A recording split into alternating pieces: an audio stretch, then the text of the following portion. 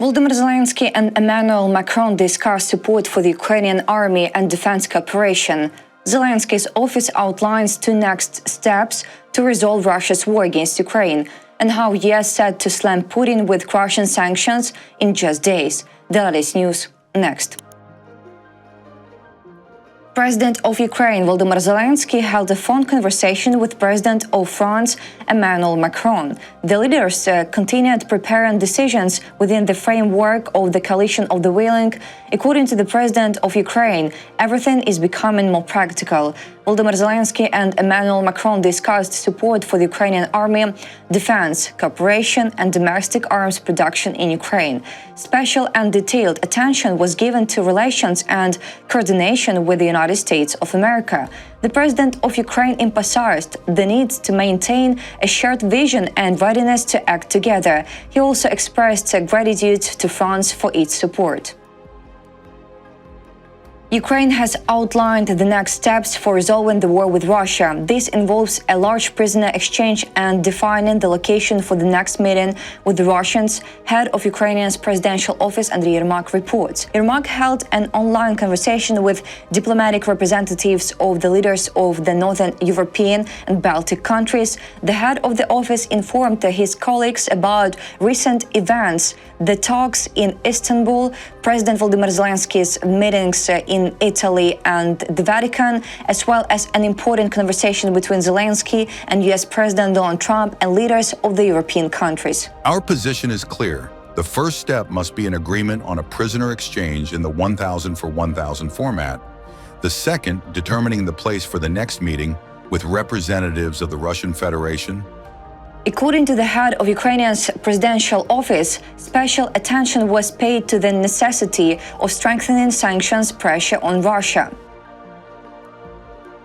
The bill on sanctions against Russia for its barbaric invasion of Ukraine has received 81 co-sponsors in the US Senate. These sanctions would be imposed if Russia refuses to negotiate in good faith a lasting peace with Ukraine or engages in other efforts, including military intervention that undermine Ukrainians' sovereignty after peace is concluded. The law also establishes a 500% tariff on imported goods from countries that buy Russian oil, gas, uranium, and other products. Conditions for approving the bill. According to the bill's authors, Secretary of State Marco Rubio and the Senate Appropriations Subcommittee on State and Foreign Operations, Russia has agreed to provide its terms of the ceasefire in the next few days. Its contents will speak volumes as to whether or not Russia is serious about peace. We suspect it will be more of the same. If it is more of the same, Russia can expect decisive action from the United States Senate.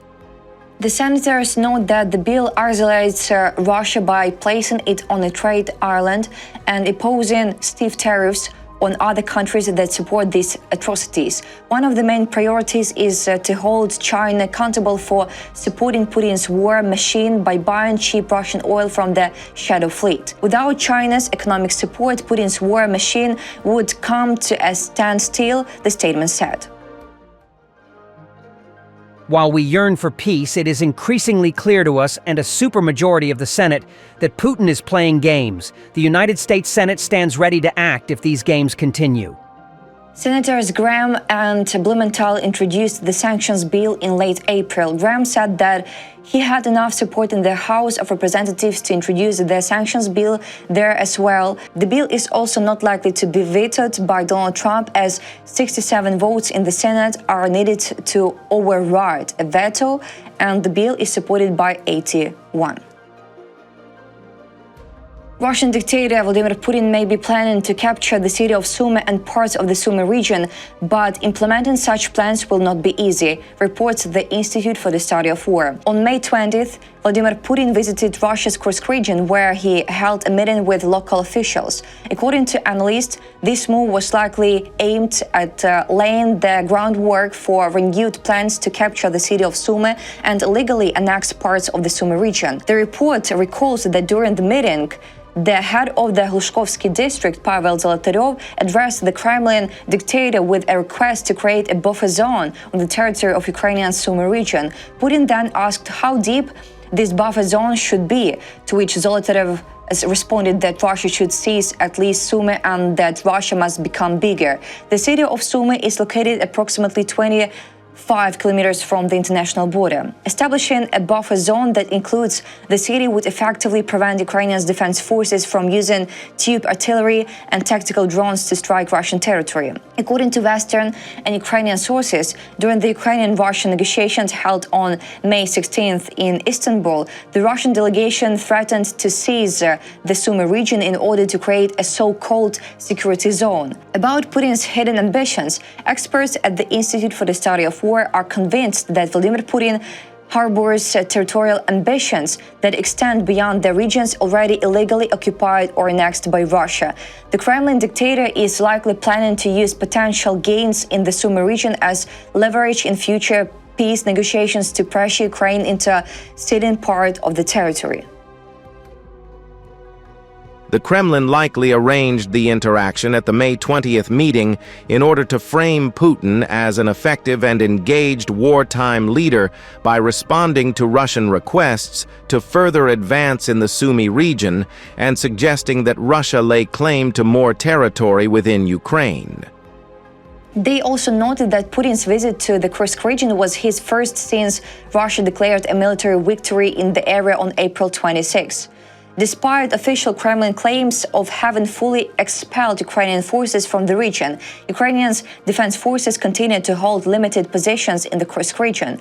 On May 21st, Ukrainian General Staff reported that active combat operations were still ongoing there, capturing Sumy an unattainable goal. Moreover, the Institute for the Study of War believes that Russian forces are unlikely to capture the city of Sumy in the short or medium term. Analysts cite the Russian armies demonstrated inability over the past 3 years to quickly seize control of even significantly smaller Ukrainian settlements as the main reason. Military analyst Konstantin Mashevets noted that the main assaults in the Sumy direction are being carried out by units of the 18th Motorized Rifle Division, 11th Army Corps, Leningrad Military District, and the 72nd Motorized Rifle Division, 44th ACLMD.